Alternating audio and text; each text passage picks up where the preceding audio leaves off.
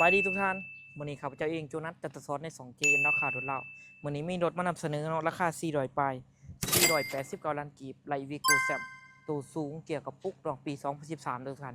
เดี๋ยวพาทุกท่านไปเบิ่งรถนำกันในไป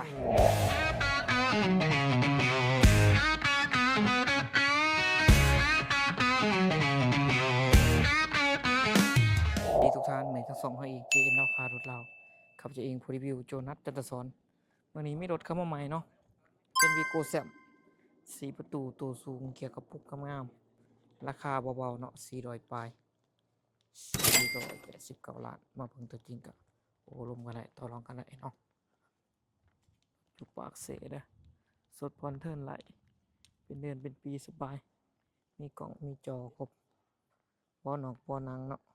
สวยสีประตูตัวสูงเอกสารครบร้อยเนาะงามๆไพ่มากระทักมาได้733ตัว679เจ้าตั้งไว้ข้างในเนาะข้างในเป็นบอนังพวงมาลัยจะให้มาเป็นมัลติฟังก์ชันป้าแบนพับแบนได้ปูผกปูผืน VIP เนาะกล่องจอในครบเนาะบอนังสวยงามๆเพลออกเพดานในงามสะอาดสะอ้างเลยสวยมาเบิกทั้งดังเนาะทั้งดังเก่างามสะอาดสะอ้างรถนี่นะหาอย่างราคานี่เนาะบุคอยมีเด้อไปมาก่อนใดก่อนรถอยู่ปักเซ่เนาะรถใช้มาเป็นมัลติฟังก์ชันเนาะเกี่ยวกับปุ๊กเด้อทุกท่านเด้อกล่องมีกล่องเถากล่องถอยถือว่าครบเลยกล่องถอยซินเซอร์ถอยให้พร้อมบอกมุ่งบอกเวลาเนาะจากดีไอเอสสะอาดสะอ้างเด้อรถงามๆเนาะสวยทั้งออกทั้งไหนออกทรงดังเนี่ยเจ้างามเลยมิดอาร์คเดิมๆโมมีการปิดแน่นอนเจ้ามิดอาร์คเดิมๆเนาะเบื่อไหมงามๆเช่นเดียวกันมิดออกมิดอาร์คเดิมๆแบนพับแบนเลยก็คือหันเลยเนาะปรับแบนได้ครบผมอะไรจะให้มาเป็นมัลติฟังก์ชันเนาะสวยจากดีเอเย็นข้างในของจักรข้างในของเครื่องเนาะตัว L ยังอยู่ครบเลยข้างเนาะข้างหนาเนาะเด็กกัน2กัน4ตัว R อยู่ครบโลโก้โตโยต้าเนาะ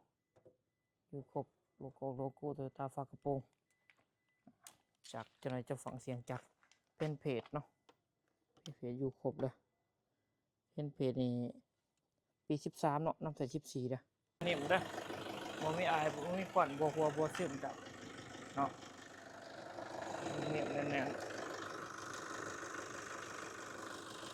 บ่มีอายบ่มีควันประกันให้ได้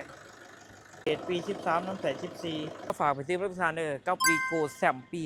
2013สีประตูตัวสูงราคาถือคันนี้เนาะ489ล้านกีบจะเอามาก่อนในก่อนสดพรเทิร์นได้เป็นเดือนเป็นปีได้สบายมาโอมารบกันได้เนาะโทรก่อนทุกครั้ง9733ตัว679ข่าวใจเองโจนัสจัตสอนใน 2JN ราคารถเล่าเนาะฝากกดไลค์กดแชร์กดติดตามเลยทุกท่านเด้อเพื่อบ่พลาดการรีวิวต่างๆในความรู้ดีๆที่ทั้ง2เฮามีให้เด้อทุกท่านเด้อไผมักกระทักมาได้9733ตัว679ขอขอบใจท่านเลยเจอกัน